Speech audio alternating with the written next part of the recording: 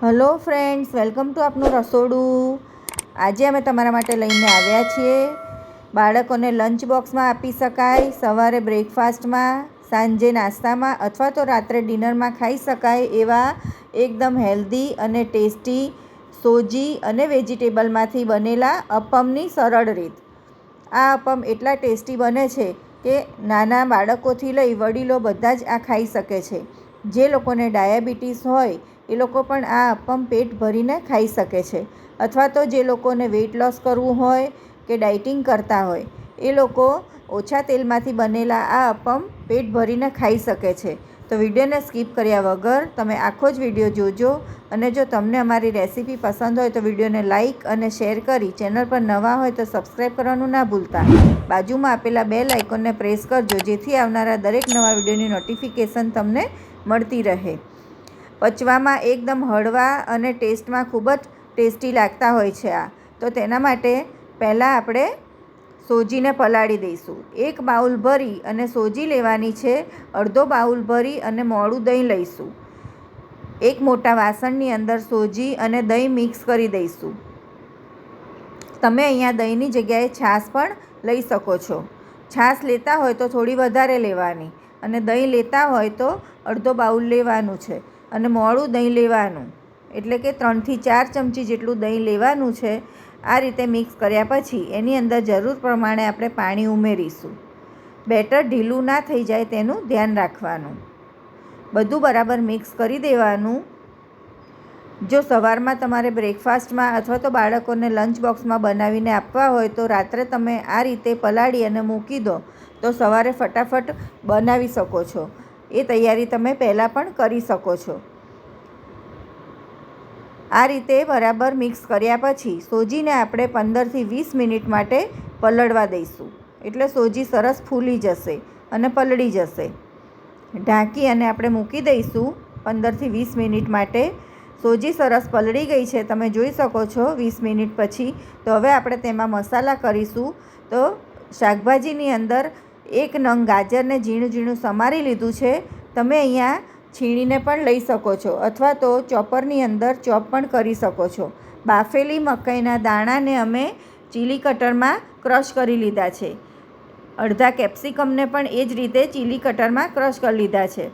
ત્યારબાદ 2 નંગ લીલા મરચાંને ઝીણા ઝીણા સમારી લીધા છે. મકાઈના દાણાને આ રીતે ચોપ કરીને નાખશો તો એનો ટેસ્ટ વધારે સારો આવશે. તમે આખા પણ નાખી શકો છો, પણ બાફેલી મકાઈના દાણા લેવાના છે. ગાજર લઈશું અને કેપ્સિકમ લઈશું. તમે આની અંદર તમારા ગમતા વેજીટેબલ ઉમેરી શકો છો.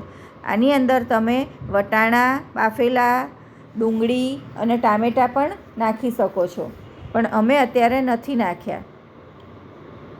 જે લોકો ડુંગળી લસણ ના ખાતા હોય એ લોકો પણ આ અપમ ખાઈ શકે છે. હવે આ રીતનું અપમ પેન માર્કેટમાં સરળતાથી મળતું હોય છે, એ લઈ લેવાનું. તેને આપણે તેલથી ગ્રીસ કરી લઈશું. પહેલાં એ તૈયારી પહેલાં કરી લેવાની આ રીતે. ત્યારબાદ તેને ગરમ કરવા મૂકી દેવાનું ધીમા ગેસે. આપણે બધું મિક્સ કર્યા પછી 1 ચમચી ઈનો એડ કરી તેની ઉપર થોડું પાણી નાખી અને આ રીતનું બેટર તૈયાર કરવાનું છે. જ્યારે તમારે અપમ બનાવવાના હોય ત્યારે જ ઈનો એડ કરવાનો.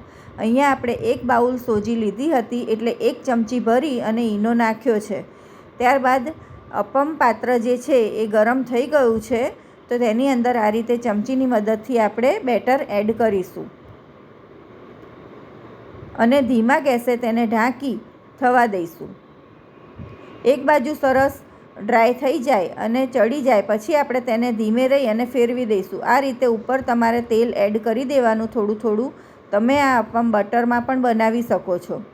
અને જો તમે સરસ રીતે એક બાજુ ક્રિસ્પી થઈ ગયા છે તો આ રીતે ફેરવી દેવાના. આ તરત જ ફરી જશે. બંને બાજુ સરસ ક્રિસ્પી થાય ત્યાં સુધી આપણે તેને થવા દઈશું. અને ગેસની આંચ આપણે ધીમી જ રાખવાની, એટલે અંદરથી પણ ચડી જાય. જો ગેસની આંચ તમે ફૂલ રાખશો તો બહારથી બળી જશે અને અંદરથી કાચા રહેશે. એટલે ધીમા ગેસે જ આને ચડવા દેવાના. આ રીતે બંને સાઈડ એકદમ સરસ ક્રિસ્પી થઈ જાય ત્યાં સુધી આપણે તેને થવા દઈશું. હવે આપણે એક પ્લેટમાં કાઢી લઈશું અને એ જ રીતે બીજા અપમ બનાવી લઈશું.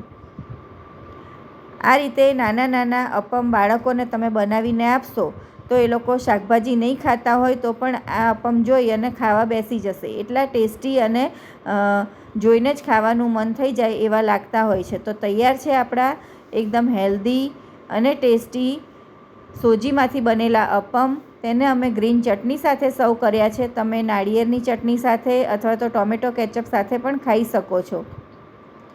નાળિયેર વગર નાળિયેરની ચટણીની રીત, ગ્રીન ચટણીની રીત પણ અમે અમારી ચેનલ પર પોસ્ટ કરેલી છે. તો તેની લિંક હું ડિસ્ક્રિપ્શન બોક્સમાં આપી દઈશ.